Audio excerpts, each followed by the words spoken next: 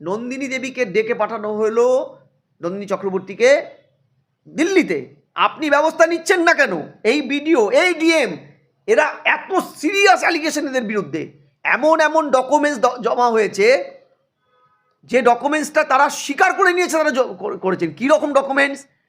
Supreme court বলেছে, রাজ্যের ডিজিপিকে বলেছে আপনি কেন এফআইআর করেননি, ব্যক্তিগত হলফনামা কাম শোকজ সুপ্রিম কোর্টে দিয়েছে, তারপরেও কোনো অ্যাকশন নেয়নি সরকার করছে।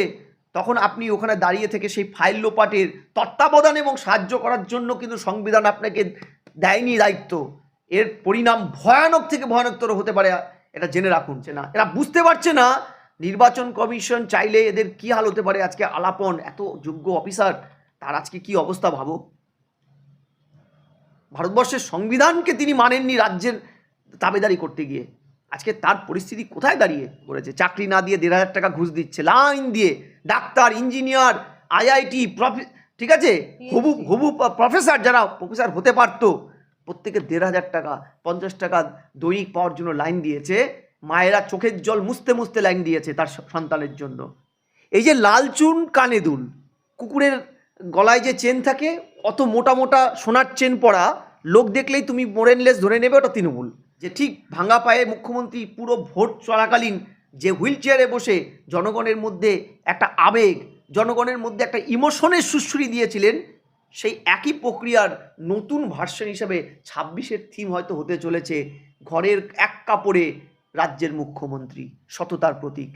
হতে পারে আমার হাতে 2 লাখ টাকার একটা আইফোন থাকতে পারে, হতে পারে আমি একটা হাওয়াই চপ্পল পরি যেটা শুরুই হয় হয়তো 2,000 টাকা দিয়ে, হতে পারে আমার সাদা শাড়িটা দাম অন্তত বেনারসি শাড়ির সমতুল্য, আমি ধরলাম, কিন্তু আমি যেটাকে রিপ্রেজেন্ট করছি, পাবলিককে খাওয়াচ্ছি, যে দেখেছো আমি কত হতদরিদ্র, ভারতবর্ষের সবচেয়ে দরিদ্র মুখ্যমন্ত্রী, যেই মুখ্যমন্ত্রী বিরোধী নেত্রী থাকাকালীন একটা কথা বারবার উনি বলতেন, আমার কেউ নেই দুকুলে, আমার মা ছাড়া কেউ নেই, আমার কোনো আত্মীয় স্বজন নেই।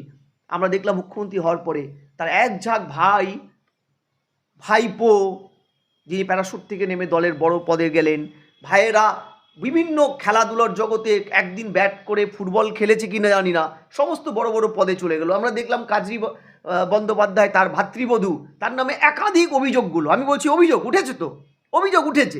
ঘরোয়া কাপড় পরা, এক কাপড়ে আমি এসেছি, সাদা কাপড় আমার ঘরের পরা, আমি তোমাদেরই লোক, তোমাদের জন্য এতটাই নিবেদিত, আমার মা 5 টাকা দিত, ঠিক আছে, ওর থেকে টাকা ধার করে চলতাম, আমাদেরকে আগামী ভোটে দেখতে হবে, হজম করতে হবে। রাজ্যের মুখ্যমন্ত্রী দরিদ্র, রাজ্যের মুখ্যমন্ত্রী সাধারণ মা বোনদের মতন দরিদ্র, ঘরের মা বোনদের মতন বাড়ির কাপড় পরেই ঘুরে বেড়ান। বাংলায় 11 সালের পর থেকে গ্রাম থেকে শহর একটা কথা প্রচলিত আছে, দেখবে, সেটা হচ্ছে লাল চুল কানে দুল তৃণমূল তৃণমূল। এই যে লাল চুল কানে দুল, কুকুরের গলায় যে চেন থাকে, অত মোটা মোটা সোনার চেন পরা লোক দেখলেই তুমি মোরেনলেস ধরে নেবে ওটা তৃণমূল। এক একজন কাউন্সিলর, এক একজন প্রধান এসইউভি, ইনোভা, ফরচুনার গাড়ি ছাড়া চলে না। যারা রাস্তায় বিড়ি কুড়িয়ে খেত, পোড়া বিড়ি, তারা এখন সিগারেট কেন, মানে কত দামি দামি মানে তরল খায়, কত মোটা মোটা সোনার চেন পরে ঘুরে বেড়ায়, সেটা মানে ওই তোমার শেখ সুফিয়ানের সিঙ্গুরের ইয়ের বাড়ি দেখে, বেচারাম মান্নার জাহাজ বাড়ি, নাকি শেখ সুফিয়ানের নন্দীগ্রামের শেখ সুফিয়ানের জাহাজ বাড়ি দেখে মমতা ব্যানার্জি আক্ষেপ করে বলেছিল এত বড় বাড়ি। এই যে প্রশ্নটা হচ্ছে, মমতা ব্যানার্জি 21-এর নির্বাচনের আগে পায়ে ব্যথা পেলেন, এবং পায়ে ব্যথা পাওয়ার পরে আমরা দেখলাম নন্দীগ্রাম থেকে তাকে ছুটে আসতে হলো পিজিতে, এবং তিনি ব্যান্ডেজ করে হুইল চেয়ারে বসে পুরো ভোটটা করলেন, এবং ভোটের পরেই তিনি সুস্থ হয়ে গেলেন। আমি বলছি না ওরা চোট লাগেনি, ক্ষমা করবেন, আমি তো ডাক্তার নই, আপনারা মেডিকেল বোর্ড ঠোঁট হলো শুনলাম, এমনও কানে কথা এসেছে যে ওনার কোনো রকমভাবে এক্সরে না করেই নাকি সরাসরি ব্যান্ডেজ করে দিয়েছিল। এবার প্রশ্নটা হচ্ছে, এবার আমরা দেখতে পেলাম নিতান্তই ঘরোয়া পোশাক, মুখ্যমন্ত্রীর ভাষায় ঘরে পরার শাড়ি পরে, কখনো এক কাপড়ে তিনি দিল্লির বঙ্গভবনের সামনে ছুটে এসেছিলেন। আবার এখন দেখছি, আমি নাম করছি না মিডিয়ার, সেটা সমীচীন হবে না। কোনো একটি বহুল প্রচলিত বাংলার একটি ইলেকট্রনিক মিডিয়ার একজন সুনামধন্য সাংবাদিক, তার সামনে দাঁড়িয়ে তিনি আবার সেই পোশাক থিম সেটা করে পুরনো কাসুন্দ ঘাটা শুরু করেছেন। এই যে থিম, ঘরোয়া কাপড় পরা, এক কাপড়ে আমি এসেছি, সাদা কাপড় আমার ঘরের পরা, আমি তোমাদেরই লোক, তোমাদের জন্য এতটাই নিবেদিত, আমার মা 5 টাকা দিত, ঠিক আছে, ওর থেকে টাকা ধার করে চলতাম, টালির চাল, যে টালির চালের কনসেপ্টটা সততার প্রতীক, তখন একটা তো বড় বড় করে হোর্ডিং হতো বাংলায়, সততার প্রতীক, হাওয়াই চপ্পল, টালির চাল, ঠিক আছে, এই যে কনসেপ্টগুলোই ফিরে আসা এবং মার্কেটিং করা, মিডিয়ায় বিজ্ঞাপিত করা,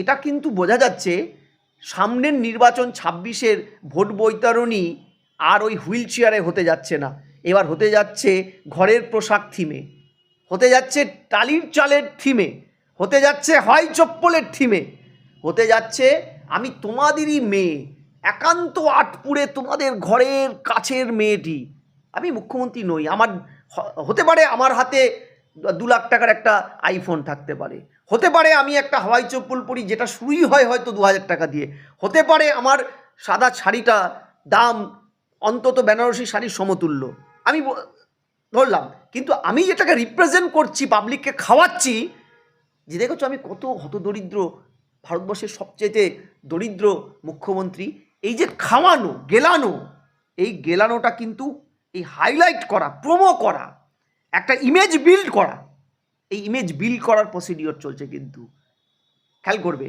এই যে ইমেজ প্রোমো দেওয়া, ঘরোয়া পোশাক, তথাকথিত গরিব, টালির চাল, তারপরে ধরো ওই যে হাইলাইটেড পার্টগুলো, যে তোমরা যেটাকে ইয়ে করো, মানে যেটাকে আমরা বলি সেট, একটা ডিজাইন তৈরি করা, সেইটা কিন্তু শুরু হয়ে গেছে, আমি গতকাল দেখছিলাম। এবং ভোটবঙ্গে আরও অনেক রঙ্গ আমরা দেখব, কিন্তু রঙ্গমঞ্চটা যে তৈরি হবে, মুখ্যমন্ত্রী দরিদ্র, সৎ, একান্তই ঘরের মেয়ে, ঠিক আছে, একদম যার কোনো রকম আড়ম্বর নেই, হতে পারে তিনি বুদ্ধবাবুর 7,500 টাকা বেতন থেকে লাস্ট 15 বছরে তার বেতন বেড়ে অন্তত মানে কয়েকশো গুণ হয়ে গেছে, অন্তত 20 গুণ করে ফেলেছেন তিনি তার বেতন বাড়িয়ে। তারপরেও আমাদের এই বিজ্ঞাপিত মিডিয়ার আমাদেরকে আগামী ভোটে দেখতে হবে, হজম করতে হবে, রাজ্যের মুখ্যমন্ত্রী দরিদ্র, রাজ্যের মুখ্যমন্ত্রী সাধারণ মা বোনদের মতন, দরিদ্র ঘরের মা বোনদের মতন বাড়ির কাপড় পরেই ঘুরে বেড়ান। এই 14-15 বছরে কতগুলো অকথিত প্রশ্নের উত্তর মুখ্যমন্ত্রী বা তার ফ্যামিলি দিতে পারেনি। প্রথম, আপনার ভাইয়েরা এত টাকার মালিক হলো কি করে, আমি বলছি না, মিডিয়ার, আমার নিজের কোনো কথা নয়, কেউ উত্তর দেননি।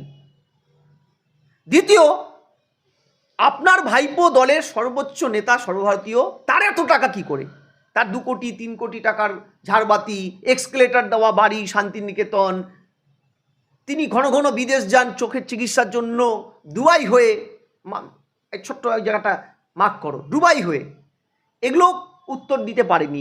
আপনার কালীঘাটের সমস্ত প্লটগুলো, 14-15টা প্লট আপনার পরিবারের নামে কেন, এই প্রশ্নগুলোর উত্তর আমরা কেউ জানি না।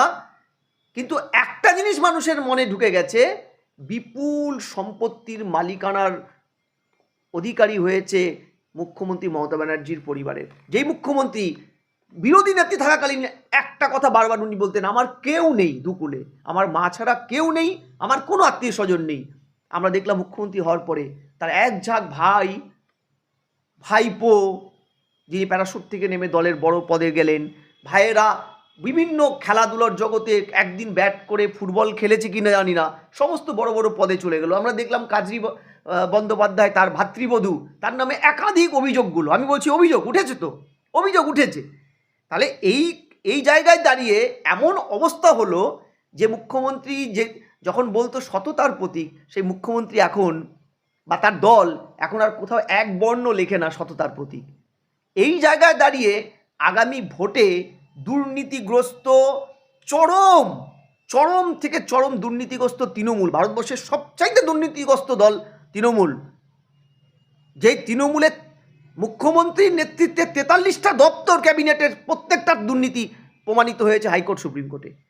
এই জায়গার থেকে মুখ্যমন্ত্রীকে ফেস সেভিং তো করতে হবে রে বাবা।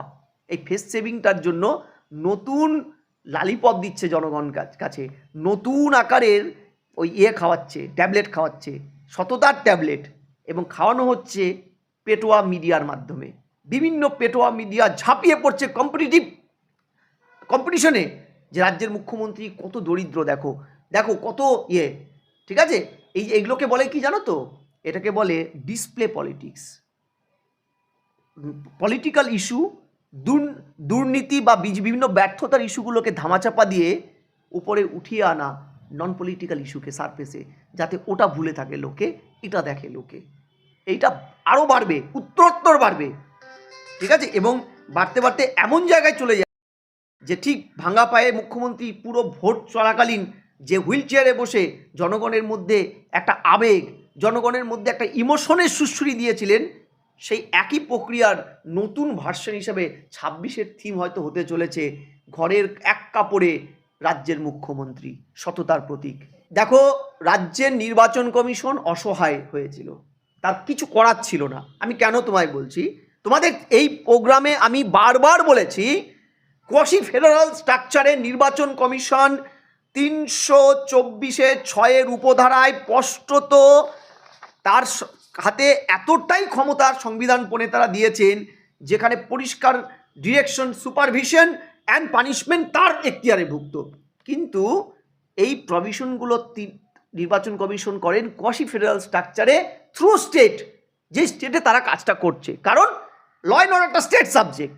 এমনকি যে স্টেটে তারা কাজ করছে সেই স্টেটে স্পেশাল আইন, যে আইনে স্পষ্টত লেখা আছে, shall be deemed to be an deputation to the election commission for the period during which they are so employee. এই অর্ডারের বলে তারা তাদের প্রশাসনের বিভিন্ন স্তরের এমপ্লয়িদের তারা ইলেকশনের কাজে নেবেন। কিন্তু তারা যদি কোনো ভুল করেন, ইচ্ছাকৃত বা অনিচ্ছাকৃত, সেই ক্ষেত্রে তাদের শাস্তির প্রভিশনটা সুপারিশ করা হবে রাজ্য প্রশাসনের কাছে। আইন আছে এবং রাজ্য প্রশাসন তাদের শাস্তি দিতে বাধ্য। কারা কে করবেন? 256 নম্বর আর্টিকেল অনুযায়ী এই শাস্তিটা দেবেন, এক্সিকিউট করবেন রাজ্যের এক্সিকিউটিভ বডি, অর্থাৎ প্রিন্সিপাল সেক্রেটারি। আমি তোমাকে একদম পরিষ্কার বলছি, এই যে প্রিন্সিপাল সেক্রেটারি, তোমার মনে আছে এই এসআইআর শুরুর আগে চারজন এইরকম আধিকারিকের বিরুদ্ধে, তার মধ্যে বিএলও, বিআরও, যাদের বিরুদ্ধে potential amount two criminal misconduct এই অভিযোগ পেয়ে রাজ্য প্রশাসনকে বলেছিল এফআইআর করতে। ডেটা অপারেটর বিডিও ছিল তার মধ্যে, তুমি জানো, একদম ইয়াং বিডিও ছিলেন, ঠিক আছে। রাজ্য প্রশাসন কোনো রকম এদের বিরুদ্ধে ব্যবস্থা নেয়নি বলে তৎকালীন মুখ্য সচিবকে ডেকে পাঠানো হয়েছিল দিল্লিতে, এফআইআর কেন করছেন না। একইভাবে নন্দিনী দেবীকে ডেকে পাঠানো হলো, নন্দিনী চক্রবর্তীকে, দিল্লিতে। আপনি ব্যবস্থা নিচ্ছেন না কেন? এই বিডিও, এই ডিএম, এরা এত সিরিয়াস অ্যালিগেশন এদের বিরুদ্ধে, এমন ডকুমেন্টস জমা হয়েছে, যে ডকুমেন্টসটা তারা স্বীকার করে নিয়েছে তারা করেছেন। কীরকম ডকুমেন্টস? বাচ্চা জন্ম হওয়ার আগেই বার্থ সার্টিফিকেট ইস্যু করে দিয়েছে, মায়ের 1 মাস অন্তরে 2টো সন্তান জন্মেছে। Is it true? বায়োলজিক্যালি হয়েছে এ রাজ্যে, এবং সেটা এনলিস্ট করেছে ডিএমরা, এবং তাদের ডেকে যখন বলা হচ্ছে তারা কার্যত কোনো উত্তর দিতে পারেনি। আজকে এরপরে চাকুলিয়া, এরপরে ফারাক্কা, এরপরে শামশেরগঞ্জ, একের পর এক ভিডিও অফিস ভাঙচুর হয়েছে, এসআইআর এর ডকুমেন্টস পোড়ানো হয়েছে। তৃণমূলের বিধায়ক সরাসরি যুক্ত ছিল একাধিক জায়গায়, এফআইআর নির্দেশ ছিল, করেছে কি? সুপ্রিম কোর্ট বলেছে, রাজ্যের ডিজিপিকে বলেছে আপনি কেন এফআইআর করেননি, ব্যক্তিগত হলফনামা কাম শোকজ সুপ্রিম কোর্টে দিয়েছে, তারপরেও কোনো অ্যাকশন নেয়নি এই সরকার। এখন বাধ্য হয়ে মাননীয় নির্বাচন কমিশন, তারা কিন্তু এই কনস্টিটিউশনাল প্রিন্সিপাল এবং মরালিটি যখন রাজ্য সরকার মানছে না, যখন স্পিরিট অফ দ্য কনস্টিটিউশনকে রাজ্যের প্রশাসন, মুখ্যমন্ত্রী মমতা ব্যানার্জির নেতৃত্বে সরকার গলা চিপে ধরেছে, কোয়াসি ফেডারাল স্ট্রাকচারটা যেখানে খান হয়ে যাচ্ছে, আর্টিকেল 12 যে সরকারের হাতে, অর্থাৎ শাস্তি দেওয়ার অধিকার যার হাতে, যিনি অ্যাপয়েন্টমেন্ট অথরিটি, তিনি যখন এই অন্যায়গুলোকে প্রশ্রয় দিচ্ছেন, এবং তুমি আরও জানো যে এই সরকার প্রথম এসআইআর শুরু হওয়ার পরে যে 4 জনের বিরুদ্ধে এফআইআর করতে ইসি বলেছিল, এই সরকার ওদের পাশে দাঁড়িয়ে বলেছিলেন maybe and disproportionately harsh measures.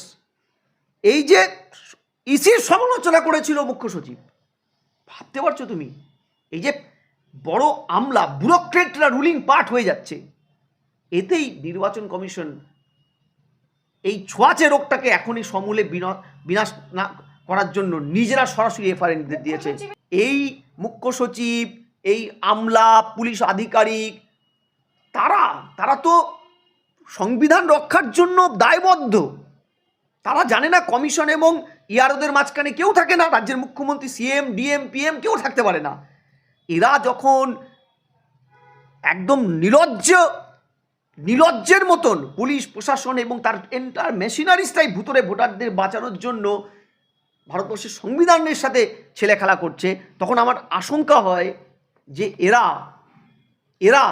এদের ভালোটা হয়তো বুঝতে পারছে না। এরা বুঝতে পারছে না নির্বাচন কমিশন চাইলে এদের কি হাল হতে পারে। আজকে আলাপন এত যোগ্য অফিসার, তার আজকে কি অবস্থা ভাবো। ভারতবর্ষের সংবিধানকে তিনি মানেননি রাজ্যের দাবেদারি করতে গিয়ে, আজকে তার পরিস্থিতি কোথায় দাঁড়িয়ে।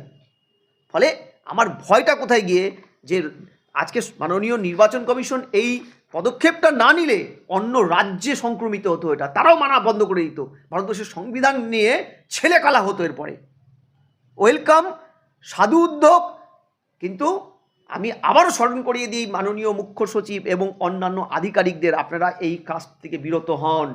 আপনি তৃণমূলের গোলাম নন, আপনারা জনগণের ট্যাক্সের টাকায় বেতন পান। 256 নম্বর আর্টিকেলে executive power of every state shall be so exercised to be ensured compliant with the law made by the parliament and any existing law which apply in that state, and the executive power of the union shall extend it to the giving of such direction to a state as may appear to the government of India to be necessary for that purpose.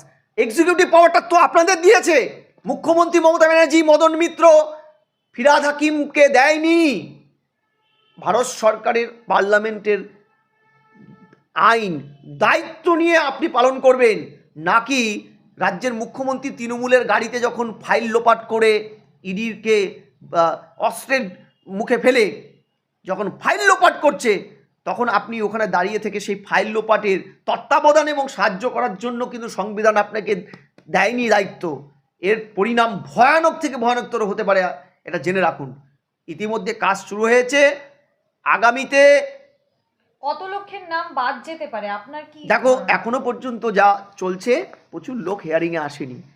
ইসির যা প্রাথমিক report সেটা 1 কোটির কাছাকাছি হলে আমি অন্তত, এবং ভ্যালিড কারণে 1 কোটি পার হলে বা 1 কোটির কাছে পিঠে হলে আশ্চর্য হওয়ার কিছু নেই, কারণ এই সংখ্যাটা কিন্তু দিন দিন বাড়ছে এবং যে পরিমাণে জল মেশানো হয়েছে সেই জল কিন্তু আস্তে আস্তে দুধ থেকে আলাদা করার প্রক্রিয়া শুরু হয়েছে। এবং আজকের অর্ডারটা যেটা দেখবে, নির্বাচন কমিশন বলেছে যে পাঠানো কোনো কাগজে যদি কোনো ত্রুটি থাকে পুনরায় সেটা জেলা স্তরে পাঠানো হবে। কোন অঙ্কে তাহলে মমতা বন্দ্যোপাধ্যায় আবার সরকারে আসবেন? দেখো, সরকারে আসা কঠিন বলেই তো আজকে দান খয়রাতি শুরু করেছে। চাকরি না দিয়ে 1,500 টাকা ঘুষ দিচ্ছে লাইন দিয়ে, ডাক্তার, ইঞ্জিনিয়ার, আইআইটি, ঠিক আছে, হবু প্রফেসর, যারা প্রফেসর হতে পারতো, প্রত্যেকে 1,500 টাকা, 50 টাকা দৈনিক পাওয়ার জন্য লাইন দিয়েছে। মায়েরা চোখের জল মুছতে মুছতে লাইন দিয়েছে তার সন্তানের জন্য। এইটাই তো বাংলার চালচিত্র। উনি যে ভয় পেয়েছেন তার তো প্রমাণ এটা। আচ্ছা, ভয় পেয়েছেন বলেই ডিএম থেকে শুরু করে সবাইকে, সব স্তরের আমলাকে নামিয়ে দিয়েছেন এই ম্যানিপুলেশন করতে এসআইআরটাকে। আমি বলছি শেষ রক্ষা হবে না ম্যাডাম, শেষ রক্ষা কিন্তু দূর পড়া হতো সত্য।